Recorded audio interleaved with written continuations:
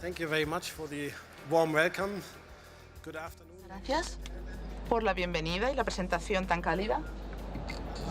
Espero que hayan disfrutado de la comida.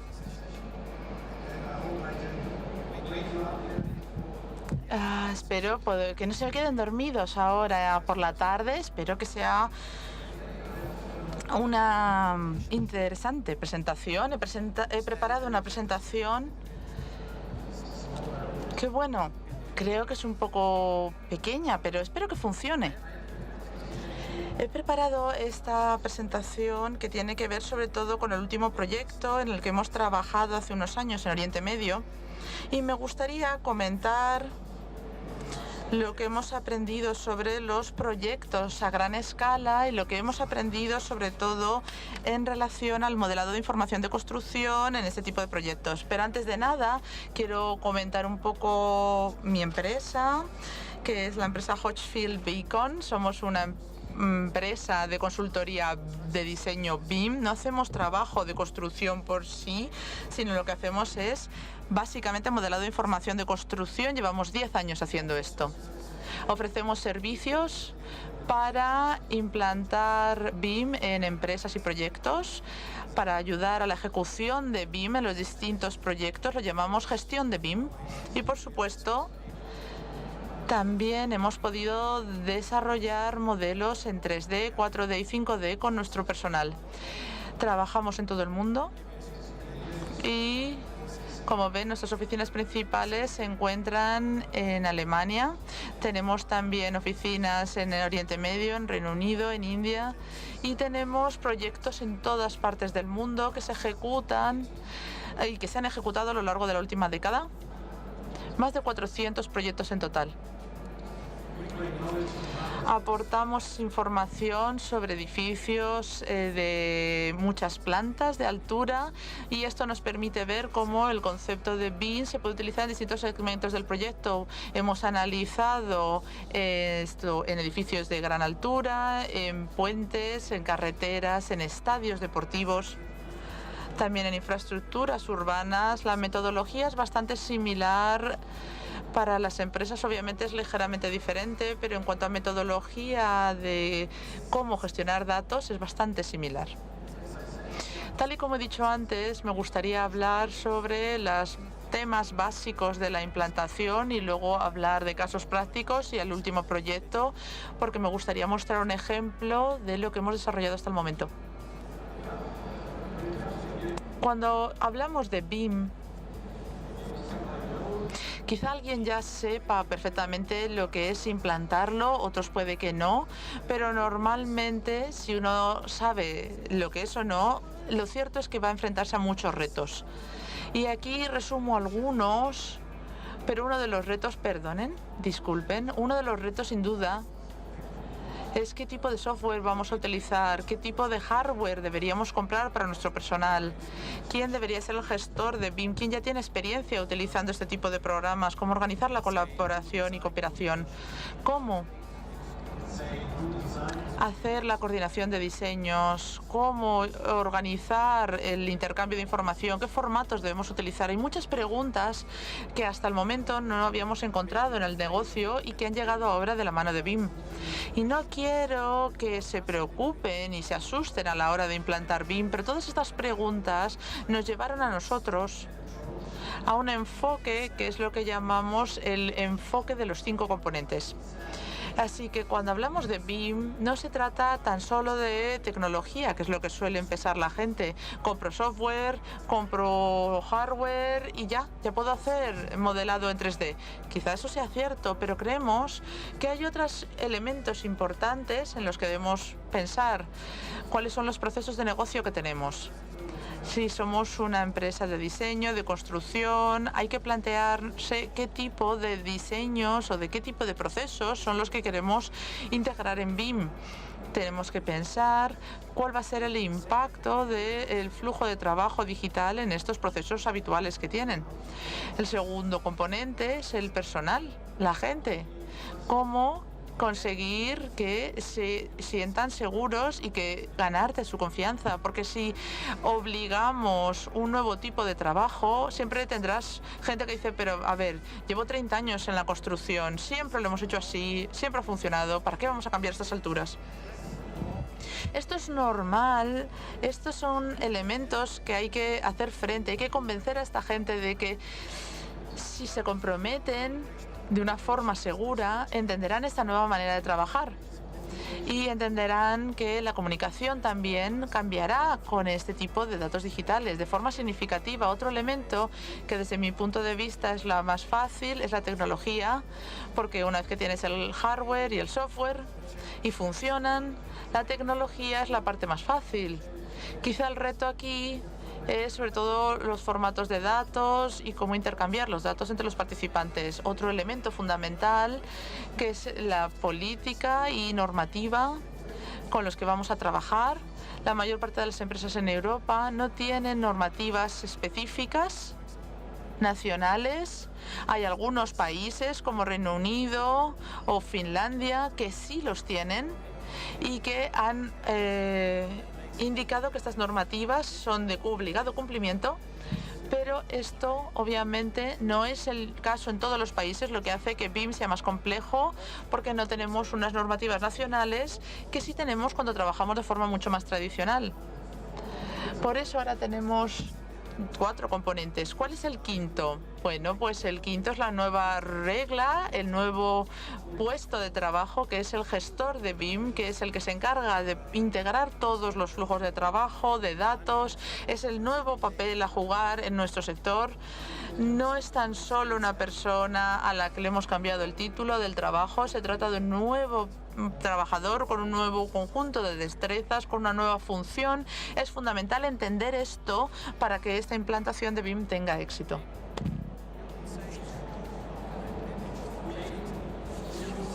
Quizá algunos dirán, bueno, ¿y cómo puedo gestionar la calidad de las entregas a través de BIM en mi empresa si tengo otras partes interesadas a las que tengo que tener en cuenta? Si tengo, por ejemplo, un contratista, bueno, él va a necesitar datos que vengan de la empresa de diseño. Si eres la empresa de diseño, vas a necesitar los datos que vienen de otra pieza del sector. Creemos que el modo más eficaz de implantar BIM en un proyecto a gran escala es a través del desarrollador o bien del gestor de construcción. Esto nos genera una serie de normas y de reglas dentro del proyecto que todo el mundo de que forma parte del mismo proyecto tiene que cumplir.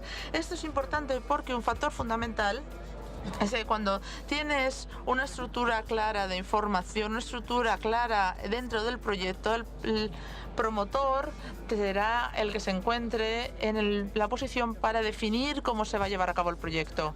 Y cuando estamos hablando de implantación en proyectos grandes, es mucho mejor hacerlo todos juntos, trabajando conjuntamente con el promotor, que será al fin y al cabo un poco el propietario del proyecto. El nivel de detalle y de desarrollo.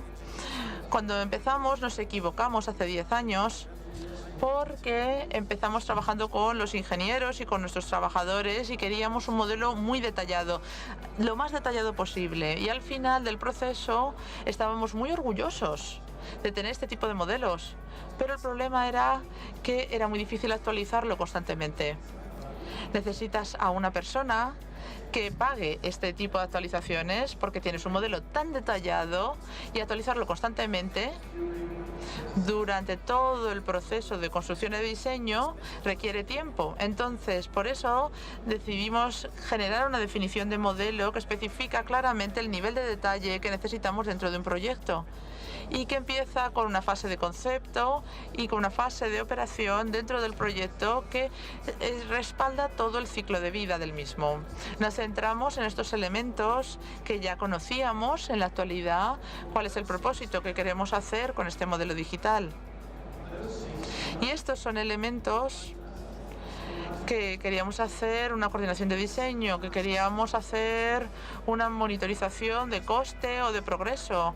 Este tipo de tareas dentro de nuestro proyecto, hoy por hoy, nos permite especificar los tipos de modelos dependiendo del propósito, para que el modelo encaje en el propósito y de esa manera decidir cuándo es el momento adecuado para desarrollar un modelo concreto y no otro. Más adelante les explicaré con algunos ejemplos cómo son estos tipos de modelos. He visto en una diapositiva de esta mañana, creo que la segunda presentación, la información del proyecto a lo largo del ciclo de vida. Eso también es una de las motivaciones para nosotros en nuestros proyectos. Cuando empezamos con la fase de diseño, cuando empezamos a diseñar un proyecto, estamos incrementando el conocimiento y la información que tenemos sobre la instalación. Una vez que llegamos a la parte del concurso público, la licitación y la construcción, pierde siempre una parte de información. La parte del diseño se pierde un poco, porque ahora ya tienes que entender dentro de la construcción, el diseño, el constructor tiene que aplicar más información, parte de esa información llega de la ingeniería y se pierde algunas cosas mientras se ganan otras, pero se puede incrementar nuevamente información sobre el centro, y lo mismo pasa cuando terminamos la fase de construcción, nuevamente que se lo entregamos al director de instalaciones, nuevamente hay una pequeña pérdida de información ahí, en los puntos donde cambiamos de interfaz. Y esto es algo que BIM puede solucionar y reparar para evitar que se pierda información y se minimicen. Así podemos tener información que transcurre todo el ciclo de vida y que no se detiene cuando se termina una fase concreta. Aquí tenemos un ejemplo de proyecto en el que se ve, por ejemplo, el proyecto está en Oriente Medio, en Qatar, en el norte de la ciudad de Doha. Es una ciudad realmente nueva que contiene una serie de factores a tener en cuenta. Se ha llevado a cabo una construcción en el desierto con más de 2.000 parcelas incluidas en el total, y la ciudad está pensada para una población superior a los 200.000 personas. Es toda una tarea. Tiene, sin embargo, el primer sistema ferroviario dentro de Qatar. Doha fue la primera ciudad en tenerlo. También tiene un sistema de ventilación y refrigeración. También tiene el primer sistema de conductos de gas, pero no tenían este tipo de sistemas previamente, a pesar de que es obviamente un país increíblemente rico en recursos, pero no tenía un sistema de gasoductos hasta ese momento. Tiene también un túnel de servicios públicos, que es uno de los proyectos más importantes de construcción del Estado. Hoy por hoy, el túnel de servicios públicos más grande de todo el mundo. Cuando llegamos al proyecto, la fase de diseño ya se había iniciado, era la fase de diseño para las infraestructuras, y la idea era que pudiéramos respaldar esta fase con datos digitales, incluyendo un modelado de información de construcción para apoyar y mejorar el diseño del proyecto. Y también cómo podíamos mejorar, lógicamente, el resultado final de la fase de construcción. Empezamos en el 2007, estábamos al principio, como pueden imaginar, de BIM. Hoy por hoy tendríamos otras oportunidades a la hora de enfrentarnos a un proyecto de este tamaño, pero se trataba de un punto muy innovador. Con lo que hicimos fue utilizar BIM. ¿Y cuál era la fruta más apetecible para utilizar en este proyecto concreto? Pues decidimos que la mejor opción era tener una estrategia digital a largo plazo para los datos para esta ciudad. Queríamos ver la ciudad en 3D, con una maqueta en 3D, y queríamos una coordinación de diseño dentro del modelo, incluyendo también el trabajo de más de 14 empresas de diseño que estaban trabajando en el proyecto, todo un reto en sí. También teníamos todos los estudios de marketing y de diseño. La autoridad local necesitaba vender las parcelas a los distintos encargados del proyecto. Y teníamos también toda la coordinación entre los distintos promotores, así como la gestión de la información digital para la operación a largo plazo. Otro de los factores fundamental era el de formación. El conocimiento relacionado con BIM no está dentro de la formación estándar, y por eso en ese momento teníamos claro que teníamos que establecer para el equipo del proyecto en obra una formación de BIM para que pudieran luego seguir trabajando con sus propios equipos en el mismo programa. Desarrollamos un modelo junto con los consultores Teníamos más de 200.000 kilómetros de carreteras y autovías. Como pueden imaginarse, se trata de una red muy amplia y además teníamos toda la red de fontanería, tubería y gasoductos. Se trataba de un modelo en 3D enorme y lo que utilizamos fue un modelo para la infraestructura para coordinar el desarrollo de una ciudad completa. La idea era que cada parcela pertenecería a un promotor de proyecto que tendría un plan maestro que ofrecería una serie de diseños que se tendrían que aprobar, comprobar. Todo el mundo necesitaba su permiso de construcción, su certificado de edificación y cómo podíamos respaldar este proyecto de forma digital con modelos y maquetas en 3D. Lo que hicimos fue incluir dentro del pliego de condiciones que se le enviaba a los promotores la definición del modelo esquemático para que ellos proporcionasen un modelo simplificado que se utilizaría para comprobar los permisos y certificados del edificio de forma automática. Esto ayudaba en la preparación del proyecto porque generaba todo un modelo de lo que iba a ser la infraestructura alrededor de la parcela. Podíamos ver en 3D todos los elementos de infraestructura dentro de su propio proyecto. Esto me gustaría mostrárselo en vivo. Esto es un modelo muy sencillo y originalmente cuando empezamos pensamos que iba a ser complicado formar y asesorar a la gente sobre cómo generar estos modelos digitales. Ofrecimos una serie de seminarios y talleres para que vinieran los promotores, no vino ninguno porque dijeron, pero si es muy fácil, no necesito un taller para hacer esto. Y normalmente se puede hacer un modelo en un día con una sola persona y se utiliza para contrastar y comprobar los reglamentos y los permisos y certificados locales de construcción y edificación. Aquí tenemos la información, tenemos por ejemplo aquí todas las distintas salas fundamentales para servicios, también tenemos las zonas divididas por colores, tenemos las salas para equipo mecánico, eléctrico y por supuesto tenemos el eje vertical y vemos toda la infraestructura circundante donde se encuentran las redes de agua, luz, de gas. Coordinamos toda la infraestructura en relación con los diseños que llegaban de las oficinas del promotor. Y estábamos también calculando la altura total del edificio, el área del mismo dentro de la parcela. También utilizamos las recomendaciones y en las recomendaciones se podía sugerir si había mejoras posibles para el edificio o no.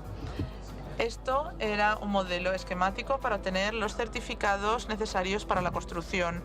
Otro de los requisitos que incluimos fuera el modelo urbano, que nos permitía tener un aspecto bonito en cuanto al panorama de la ciudad. Esto nos permitía ver los elementos dentro de un modelo de ciudad, un modelo urbano que mostraba la ciudad entera en 3D. De esta manera se podía llevar a cabo un análisis de las sombras de los distintos edificios y así esto daba mucha información a los departamentos de marketing para que supieran qué aspecto iba a tener la ciudad en 5 o 10 años. Se ven zonas en gris, zonas claras, se ven las distintas dimensiones que vienen de los planes maestros y vemos que aquí, por ejemplo, no hay un diseño todavía para esta parcela y tan solo tenemos información, pero del plan de ordenación todavía no tenemos más información, llegará más adelante. Y todo esto se acumulaba en una única base de datos, lo que era crucial, porque la pregunta era cómo gestionar la información de todos los edificios. Si estamos hablando de los edificios más altos, los rascacielos, y también estamos hablando del resto de edificios a largo plazo. Y lo que decidimos es que este tipo de modelos nos permitía trabajar de la forma más eficaz para acumular la información a largo plazo. Esta imagen nos muestra cómo hemos utilizado todas las fuentes de información. Por supuesto, teníamos información en 2D, información de construcción. Como no hay ningún tipo de reglamento en Qatar relacionado con BIM, significa que toda la información y documentación cumple las normativas de construcción tradicionales en 2D. Así que seguimos teniendo en cuenta todos los diseños y planos en 2D, en 2 dimensiones, en este proyecto. Así que tenemos toda esta información y también tenemos los manuales de mantenimiento y de reacondicionamiento de los edificios que forman parte de las mismas bases de datos que se utilizan en la operación a largo plazo en sistemas como por ejemplo Acubus, Maximum, y que forman todos parte del formato COBie, que son importantes para luego la gestión de las instalaciones. ¿Cómo se utiliza este tipo de datos? Bueno, en los proyectos más grandes lo que hemos visto es que en la fase de diseño tenemos todo un ejército de personas trabajando dentro del modelo digital y lo que haces muchas veces es preguntarle a alguien dentro del proyecto, por ejemplo un ingeniero, y ellos ni siquiera saben que existe el modelo. El modelo tiene que estar en todas partes, incluyendo a pie de obra. Aquellas personas que están llevando a cabo los trabajos de construcción tienen que poder aprovechar también el modelo.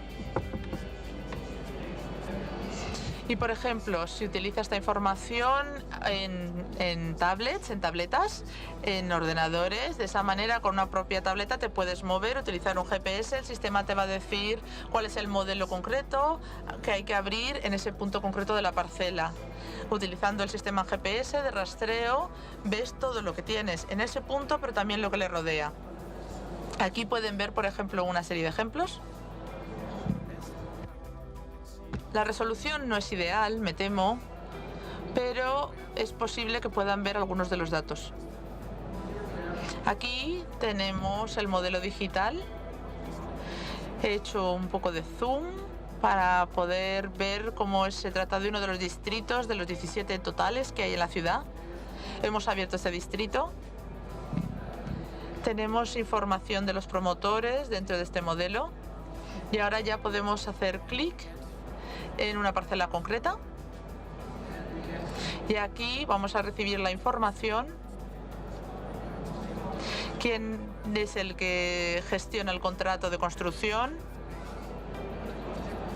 Tenemos los datos de contacto, la información del diseño, cuál es el área para esta parcela, cuál es la información de acuerdo con el plan de ordenación que se ha construido ya, qué parte del diseño se ha conseguido ya, cuáles son los servicios que se han dispuesto para esta parcela, si tiene o no tiene ya electricidad, agua, si se puede utilizar o no se puede utilizar, qué tipo de construcción está ya en marcha, si se ha completado alguna parte o no, o si ya está en uso parte de la edificación.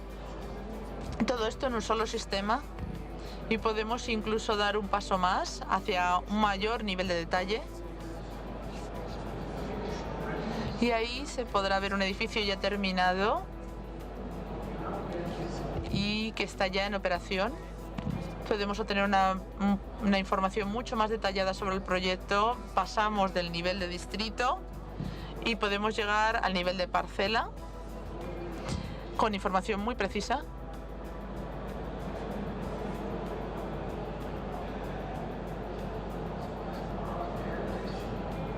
Ahora voy a hacer un zoom out, voy a alejarme para que veamos cómo tenemos aquí tan solo una parte del distrito y no la totalidad del mismo. Y aquí tenemos información, por ejemplo, veo todas las salidas de emergencia de los edificios que están en el área que he seleccionado, edificios que ya están construidos. Y bueno, disculpen, ha dejado de funcionar, por desgracia. Ya sabéis lo que pasa con las presentaciones en vivo, el directo, tiene estas cosas. Pero se pueden ver las salidas de emergencia en caso de incendio y entonces se puede ver claramente por dónde sale la gente del edificio. Podemos ver la distribución interna del edificio. Y todo esto fue muy importante en ese momento para las autoridades locales para poder elegir qué tipo de proyectos debían aprobarse y cuáles no. Me gustaría concluir, eso sí, Quizá lo podéis llamar una recomendación o quizá es tan solo una perla de la experiencia que hemos adquirido estos años. Está muy bien cuando muestras algo en una pantalla, pero hay que tener en cuenta que uno tiene que plantearse cómo encaja eso en su propio negocio. ¿Cuál va a ser la fruta perfecta para su empresa? Es algo que la gente se le olvida. Han visto algo y dicen, bueno, si otros lo hacen, hagámoslo. Pero hay que centrar esa información en base a lo que hace su propio negocio y cómo funcionaría el flujo digital en su empresa, beneficiándola al máximo. Siempre hay modos muy distintos de hacer las cosas. No hay una única manera correcta y no hay una única manera buena. Hay muchas formas en las que podemos apoyar y respaldar nuestro negocio. Hay que mantener una mente abierta. Muchas gracias.